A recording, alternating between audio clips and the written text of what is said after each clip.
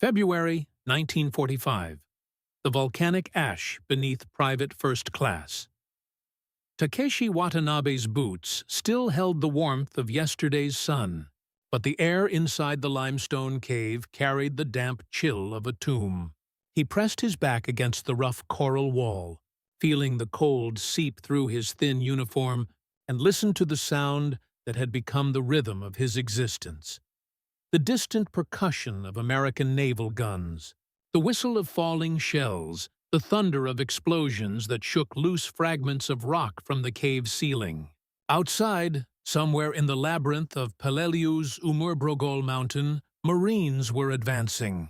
Inside this particular cave, designated Position 47, in Lieutenant Colonel Nakagawa's defensive scheme, 17 Japanese soldiers waited in the darkness, their breathing shallow, their hands gripping rifles they knew might prove useless against what was coming. They had heard the stories from survivors of Saipan, whispered accounts of a weapon that turned men into torches, that consumed oxygen faster than lungs could draw breath, that made stone fortifications into ovens. The Marines called them flamethrowers. The Japanese soldiers had another name, Jigoku no Hai, the fires of hell. The introduction of the M2 flamethrower into the Pacific theater represented more than a tactical innovation in American military doctrine.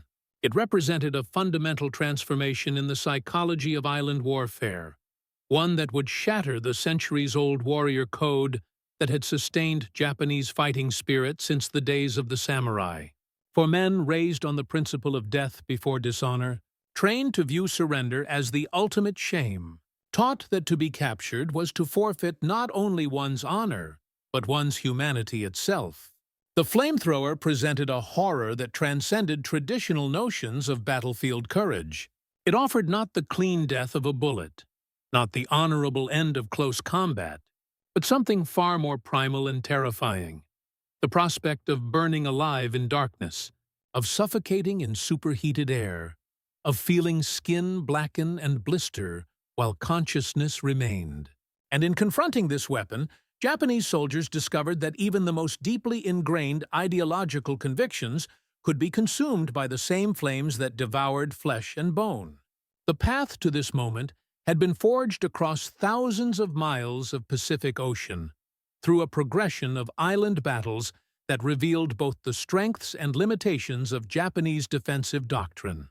At Tarawa in November 1943, American Marines had encountered their first taste of truly fortified Japanese positions: concrete pillboxes, interlocking fields of fire, defenders who fought with suicidal determination. Of the nearly 5,000 Japanese soldiers on Betio, only 17 survived to become prisoners. The rest died at their posts or in final banzai charges, adhering to the warrior code that demanded they take 10 American lives for every Japanese death. At Saipan in June 1944, the pattern intensified. Here, in caves carved into volcanic ridges, Japanese defenders demonstrated new tactical sophistication, falling back from the beaches into prepared positions in the island's interior. Yet, even here, the defensive philosophy remained rooted in the offensive spirit.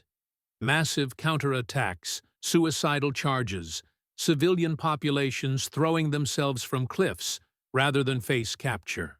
Of 29,000 Japanese military personnel on Saipan, fewer than 1,000 survived as prisoners. The rest chose death. But the battles of late 1944 and early 1945 revealed something shifting in this calculus, a crack in the foundation of Japanese military psychology that would widen with each island campaign.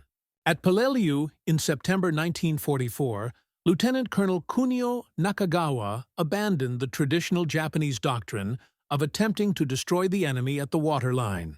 Instead, he implemented a defense-in-depth strategy that exploited every advantage the island's terrain offered. His engineers transformed Peleliu's 500 natural limestone caves into an interconnected fortress system, adding sliding steel doors, multiple exits, ventilation shafts, and carefully positioned firing ports. Cave entrances were angled to deflect grenades and conventional weapons. Tunnels connected positions throughout the central ridges, allowing defenders to evacuate threatened positions and reoccupy them after American forces passed.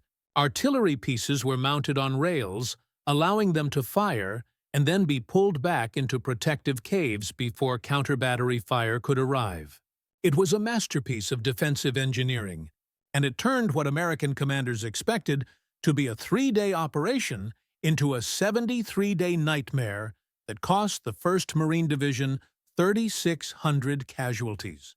Yet Nakagawa's sophisticated defenses contained a fundamental vulnerability he could not have anticipated.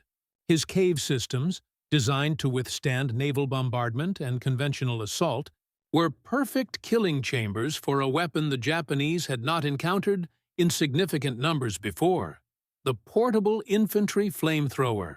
The M2 flamethrower that American forces deployed in late 1943 and throughout 1944 represented a significant evolution from earlier models. Weighing 68 pounds when fully loaded with 4 gallons of thickened fuel, the M2 featured twin vertical fuel tanks mounted on a backpack frame, a compressed nitrogen propellant cylinder, and a handheld wand with a 2-trigger firing mechanism. The rear trigger released fuel from the tanks. The front trigger ignited it using a cartridge-based system that proved far more reliable than earlier battery-powered spark mechanisms. With an effective range of 20 to 40 meters and approximately 7 seconds of total firing time, the M2 could project a stream of jellied gasoline that clung to whatever it touched and burned at temperatures exceeding 1,000 degrees Fahrenheit. The fuel itself had undergone transformation. Early flamethrowers used unthickened gasoline that splashed and drained too easily, limiting both range and effectiveness. The development of napalm, a combination of naphthenic and palmitic acids that, when mixed with gasoline, created a sticky gel, solved these problems decisively. Napalm clung to surfaces, burning longer and hotter than liquid fuel. It could not be easily extinguished with water, and in enclosed spaces like caves and bunkers, napalm produced a secondary effect that proved as lethal as the flames themselves. It consumed oxygen at a prodigious rate, while generating massive quantities of carbon dioxide and carbon monoxide. Men who avoided direct contact with the flames might still suffocate or lose consciousness from oxygen deprivation. Those who tried to breathe superheated air seared their lungs from the inside. The flamethrower did not simply kill, it transformed the very atmosphere into a weapon. American tactical doctrine evolved to maximize this weapon's psychological as well as physical impact. By early 1945, Marine battalions were being equipped with sufficient flamethrowers and demolition charges to provide 1 per squad. Though commanders recognized these weapons were most effective in the hands of specialists. On Peleliu, the 1st Marine Division organized battalion-level assault platoons, each containing multiple flamethrower teams, demolition experts, and bazooka operators. These units functioned as concentrated breaching forces, called forward when rifle companies encountered fortified positions they could not reduce with conventional weapons. The standard assault pattern became refined through bloody experience. Rifle teams would pin down the defenders with suppressing fire, preventing them from targeting the flamethrower operator as he approached. Once within range, the flamethrower would direct a burst of flame into the cave entrance or pillbox firing port. If defenders remained after the initial burst, demolition teams would follow up with satchel charges or pole charges to permanently seal the position. If Japanese soldiers fled through rear exits, waiting riflemen would cut them down. It was methodical, brutal, and devastatingly effective. The psychological impact on Japanese defenders exceeded anything their training or ideology had prepared them to handle. Corporal Masao Yamamoto, one of the rare survivors of Peleliu's cave battles, provided testimony after the war that illuminated the terror flamethrowers induced. "We had been told that to die for the emperor was the highest honor," he stated during his interrogation. "We had been trained to accept death in battle, to welcome the bullet or the bayonet as a warrior's end. But there was nothing in our training that prepared us for burning alive. The first time we heard the flame weapon, we did not see it, only heard it, that terrible roar followed by screaming. 3 of the men in my position began to shake uncontrollably. They were good soldiers, brave men, but that sound broke something inside them. When the Americans came to our cave 2 days later, these same men who had sworn to die at their posts were the first to run out with their hands raised. The statistics from Peleliu revealed a striking shift in Japanese behavior. Of the approximately 10,000 Japanese soldiers who defended the island, 216 became prisoners, more than the combined total of Japanese prisoners taken at Tarawa, Saipan, and Guam. While this still represented only about 2% of the garrison, it marked a significant departure from earlier battles where surrender rates approached 0. Post-battle interrogations revealed that a disproportionate number of these prisoners cited fear of flamethrowers as a primary factor in their decision to surrender. They described watching comrades die by fire, smelling burning flesh that permeated the cave systems, hearing the screams of men trapped in sealed chambers as napalm consumed the oxygen. One prisoner, a sergeant who had survived both Guadalcanal and Peleliu, stated flatly, "At Guadalcanal, I was prepared to die by any weapon. At Peleliu, I could not face the flame." But it was at Iwo Jima, in February and March of 1945, that the full psychological impact of flamethrowers would be most dramatically demonstrated, and where the weapon's tactical employment reached its most sophisticated form. Iwo Jima represented the ultimate expression of defense-in-depth doctrine. Under the command of Lieutenant General Tadamichi Kuribayashi, Japanese engineers had spent 8 months transforming the 8-square-mile island into a fortress unparalleled in Pacific warfare. They excavated 11 miles of tunnels connecting 1,500 cave positions and pillboxes. They constructed multi-story underground barracks that could house entire companies of troops safe from bombardment. They installed artillery in caverns large enough to accommodate 150-millimeter guns, with openings that could be sealed between firings. They created a defensive system so formidable that Kuribayashi confidently predicted his 21,000 defenders would exact a minimum of 10 American casualties for every Japanese death before the island fell. The American invasion began on February 19, 1945, with 5 Marine divisions, the 3rd, 4th, and 5th, hitting the beaches after 3 days of naval and aerial bombardment that had done remarkably little damage to Kuribayashi's subterranean fortress. Marines initially advanced against surprisingly light resistance, but this was part of Kuribayashi's plan. He had forbidden the traditional banzai charges and ordered his troops to remain in their fortifications, allowing Marines to crowd the beaches before unleashing devastating artillery and mortar fire from positions that had survived the bombardment intact. The volcanic ash that covered the island's beaches rose in 15-foot embankments that tanks and vehicles could not surmount. Men struggled forward through black sand that gave way underfoot, exposed to interlocking fire from positions they could not see, let alone effectively engage with conventional weapons. By the end of the first day, despite securing a beachhead, Marines had suffered 2,500 casualties. The island's defenders, safe in their underground complexes, had suffered perhaps 200. This was the environment into which the M2 flamethrower, and more significantly, flamethrower-equipped Sherman tanks, would be introduced with devastating effect. The Seabees of the U.S. Navy construction battalions, working in top-secret facilities at Schofield Barracks in Hawaii, had developed a revolutionary new weapon system by mounting flamethrowers on M4A3 Sherman medium tanks. The CBH-1 flamethrower tank, quickly superseded by the improved CBH-2 model, represented a quantum leap in capability over man-portable flamethrowers. Operating at 300 pounds per square inch of pressure, these tank-mounted systems could project napalm to a range of 150 yards, with traverse capability of 270 degrees. The tanks provided armor protection for the flamethrower operators, who in portable units suffered casualty rates approaching 90%, and the psychological impact of a 30-ton armored vehicle advancing while shooting flames proved even more devastating than portable flamethrowers had been. 8 CBH-1 flamethrower tanks, nicknamed Zippos by the Marines, landed on Iwo Jima's beaches on February 19th, though they were not committed to combat until the second day. When they first went into action on February 20th, supporting advances by the 24th and 26th Marine Regiments, the effect was immediate and unprecedented. Tank number 432, commanded by Sergeant William Patterson, approached a complex of interconnected caves near the base of Mount Suribachi on February 23rd. Patterson stopped his tank 100 yards from the cave entrances and, through his periscope, observed Japanese soldiers watching from the darkness within.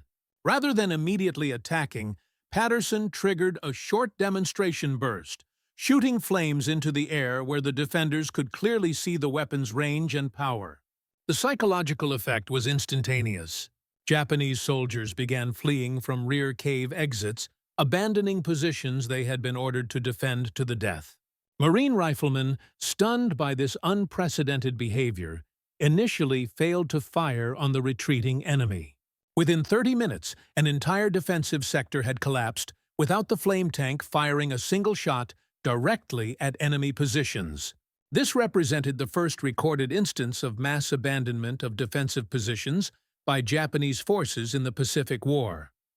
The phenomenon repeated itself across Iwo Jima as Marine commanders, recognizing the flame tanks' psychological value, began to modify their tactical plans specifically around flamethrower availability. Infantry units learned to position themselves 50 yards behind advancing flame tanks, close enough to exploit the shock effect and occupy abandoned positions, but far enough to avoid the heat blast that could singe eyebrows at 30 yards. Artillery observers began marking targets specifically for flamethrower engagement rather than conventional bombardment. Attack plans were postponed if flame tanks were unavailable, a testament to how central these weapons had become to Marine assault doctrine. The numbers from the first days of flame tank deployment were striking. 47 fortified positions destroyed in the first day of operations. Marine casualties in supported sectors down 40% from the previous day. 600 yards of territory gained in areas that had been static for 48 hours. But the most significant statistic was one that had no precedent in Pacific Island warfare. For the first time, substantial numbers of Japanese soldiers were abandoning their positions rather than dying at their posts. The transformation this represented in Japanese military psychology cannot be overstated. The concept of Bushido, the warrior code that had governed samurai behavior for centuries, and that the Imperial Japanese military had appropriated and distorted for its own purposes, held surrender as the ultimate disgrace.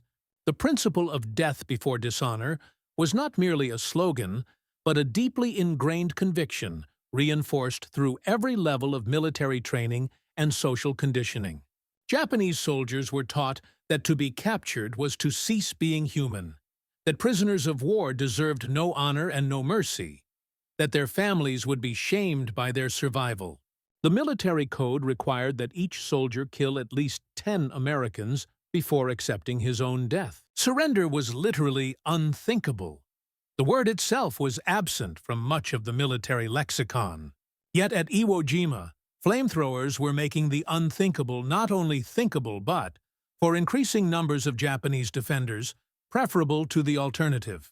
Herschel Woody Williams, a Marine corporal with the 21st Regiment, would earn the Medal of Honor for his actions with a portable M2 flamethrower on February 23, 1945. The same day, the American flag was raised on Mount Suribachi's summit. When Marine tanks attempting to open a lane for infantry advance encountered a network of reinforced concrete pillboxes that stopped their progress, Williams volunteered to go forward with his flamethrower. Covered by only 4 riflemen, he fought for 4 hours under intense enemy fire, repeatedly returning to his own lines to refuel his weapon, and then advancing again to attack pillboxes from their rear or flanks. On one occasion, Williams climbed atop a pillbox and inserted his flamethrower's nozzle through an air vent, killing everyone inside and silencing the gun. When Japanese soldiers charged him with fixed bayonets, he turned his weapon on them, the blast of flame consuming not just their bodies, but the oxygen around them, causing them to collapse and die from asphyxiation even as their clothing ignited. Williams's citation for the Medal of Honor describes his unyielding determination and extraordinary heroism, but his own recollections after the battle revealed the psychological toll such actions exacted. "You could hear them screaming when the flame hit," Williams said in interviews decades later. "Not for long, but you heard it. Sometimes at night I still hear it. We did what we had to do, but I'll never forget the smell. Burning flesh mixed with sulfur from the volcanic rock." Williams suffered from what would later be recognized as post-traumatic stress disorder, wrestling for years with the memories of what he had done, finding solace only through religious faith.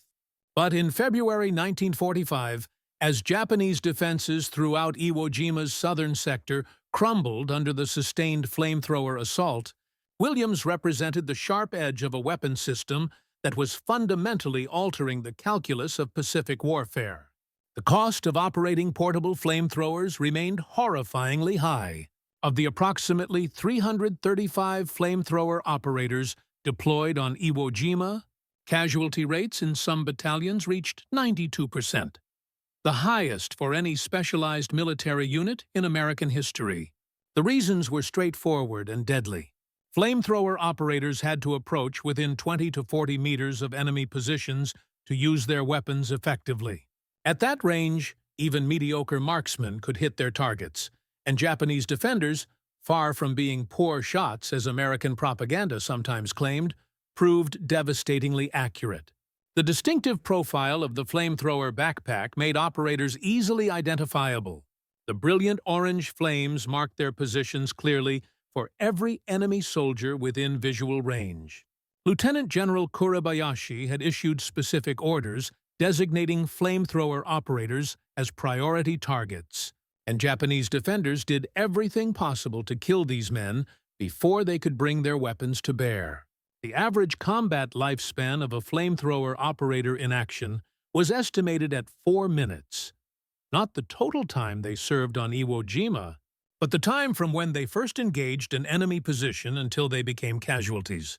Joseph Rybakiewicz, a Marine flamethrower operator who survived Iwo Jima despite being wounded twice, provided testimony that illuminated both the physical danger and the psychological burden these men carried. He described approaching pillboxes with the knowledge that every Japanese soldier inside was focusing their fire on him specifically.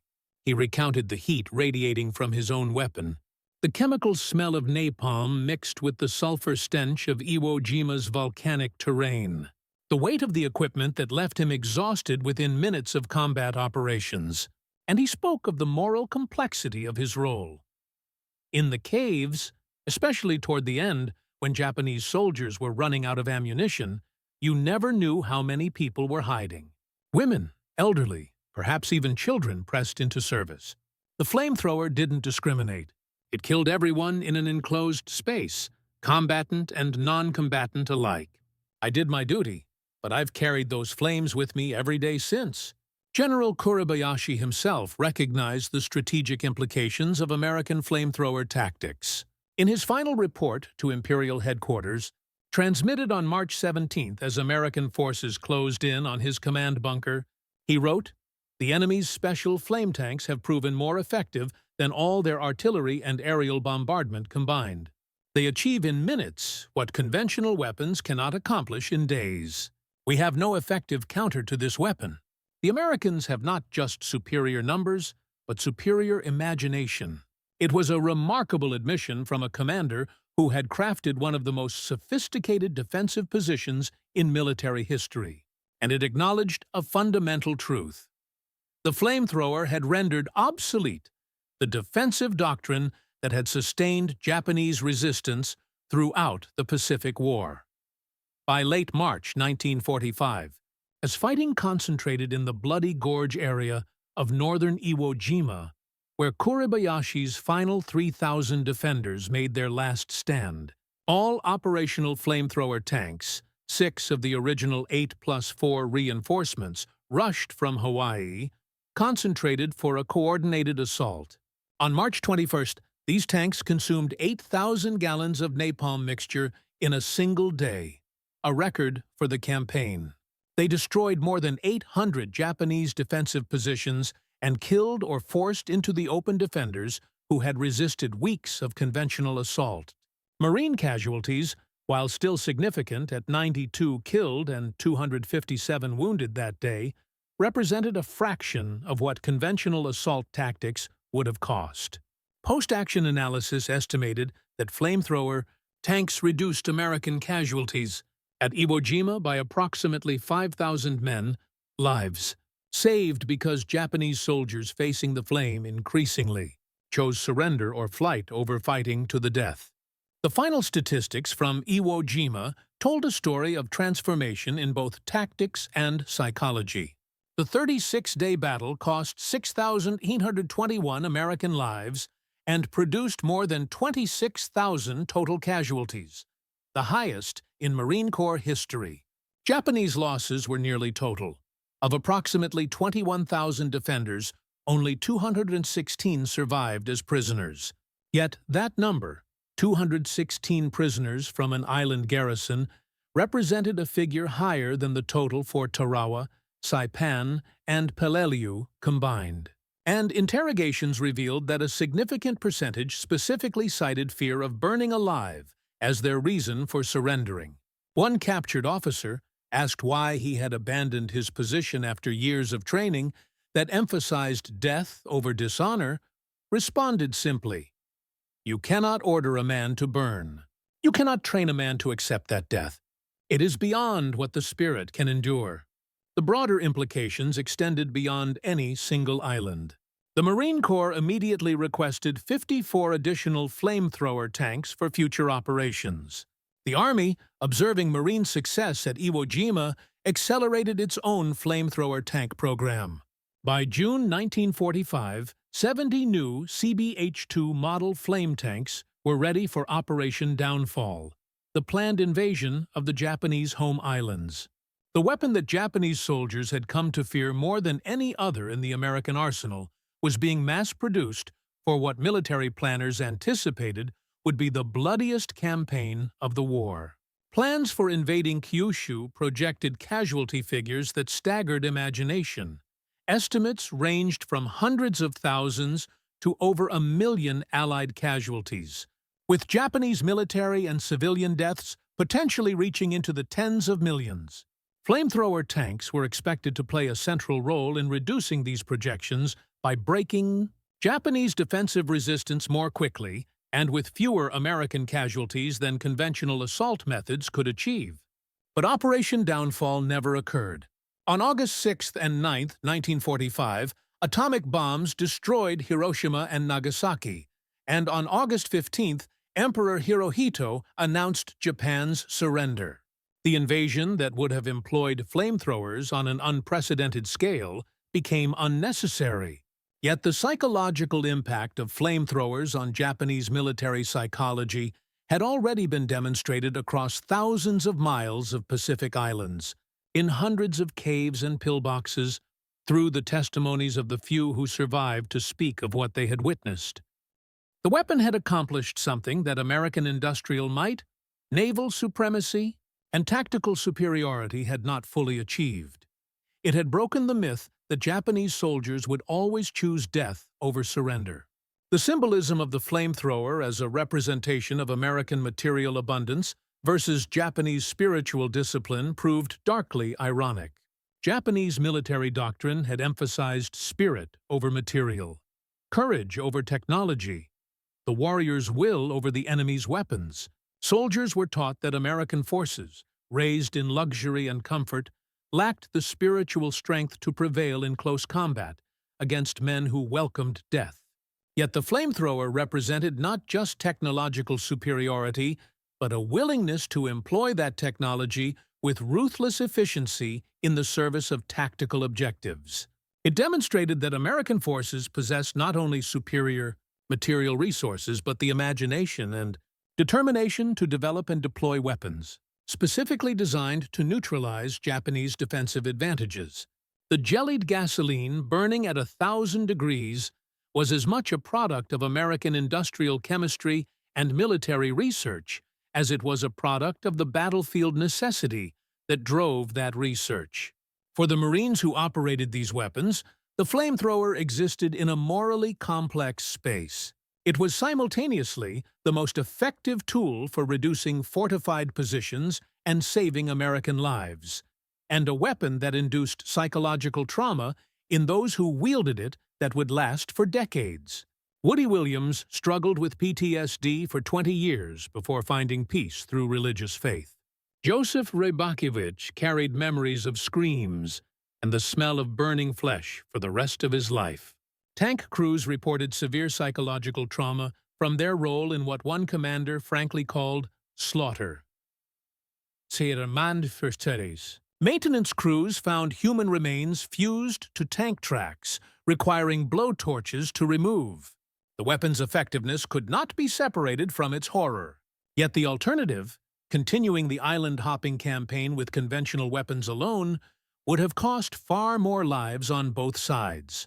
At Tarawa, where Marines had limited flamethrower support, nearly 1,000 Americans died taking an island 2 miles long.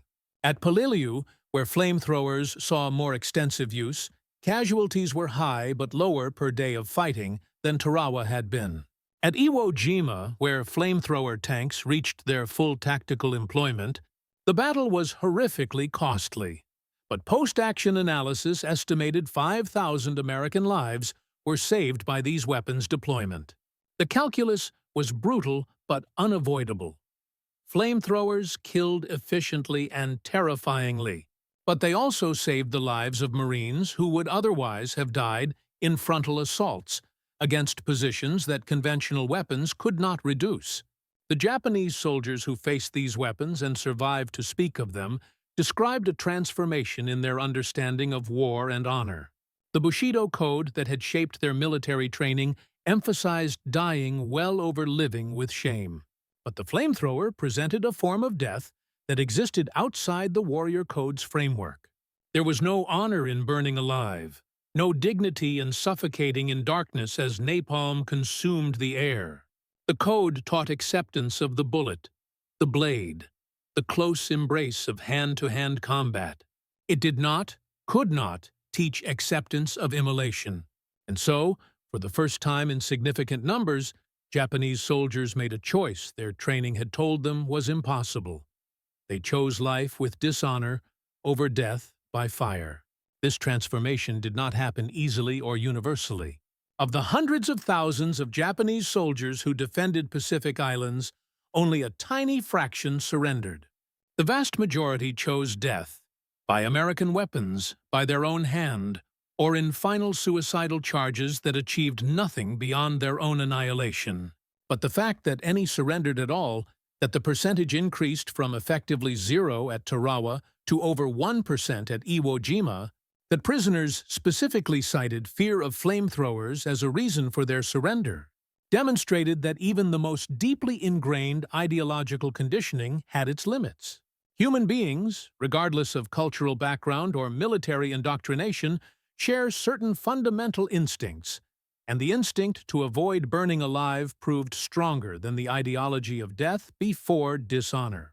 The sound became the symbol, that distinctive roar of igniting napalm, the whoosh of jellied gasoline under pressure, the crackle of flame consuming everything in its path.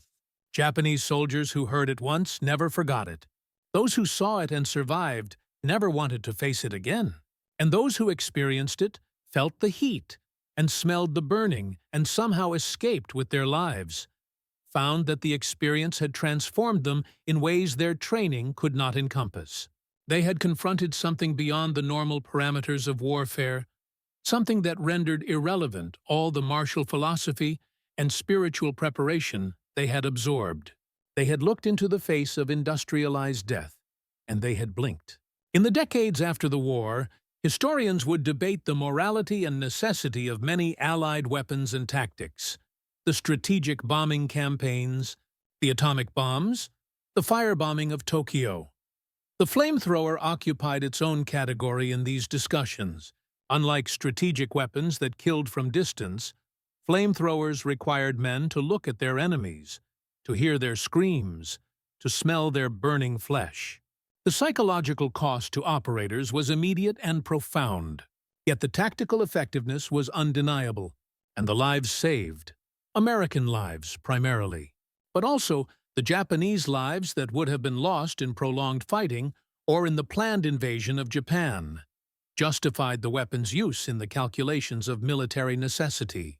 For Private First Class Takeshi Watanabe, huddled in the darkness of his Peleliu cave in that hypothetical moment that represented thousands of actual moments across the Pacific, the sound of approaching flame tanks or the footsteps of Marines with portable flamethrowers represented a choice his training had never prepared him to make. The code said die. Instinct said live. Between those two imperatives, in the cave's darkness, with the smell of napalm drifting on the air and the memory of screams still echoing, men like Watanabe discovered that the human will to survive could overcome even the most powerful cultural conditioning. Some made one choice, some made another, and those who chose surrender, who emerged from caves with hands raised and faces showing not defiance but relief, represented a crack in the foundation of Japanese military ideology that the flamethrowers' flames had helped create. The epilogue of the flamethrowers' role in the Pacific War is written not in tactical manuals or casualty statistics, though both record its significance, but in the testimonies of those who experienced its effects from either end. The weapon represented a convergence of American industrial capability, tactical innovation, and the brutal mathematics of warfare that prioritized minimizing casualties on one's own side regardless of the cost to the enemy. It demonstrated that technology, wielded with sufficient imagination and determination, could overcome even the most sophisticated defensive positions and the most resolute defenders. And it proved, in the most terrible way possible, that there are limits to what ideology and training can prepare human beings to endure. The fires that consumed Japanese defensive positions on Peleliu and Iwo Jima and Okinawa consumed more than concrete and flesh. They consumed the myth of invincibility, the assumption that spiritual strength alone could prevail against material power, and the belief that death before dishonor was a principle without exception. In the end, the flamethrower became not just a weapon, but a symbol of the collision between pre-modern warrior codes and industrialized total war, a collision from which only one could emerge intact. And in that collision, inscribed in flame across 1,000 Pacific caves, the answer became horrifyingly clear.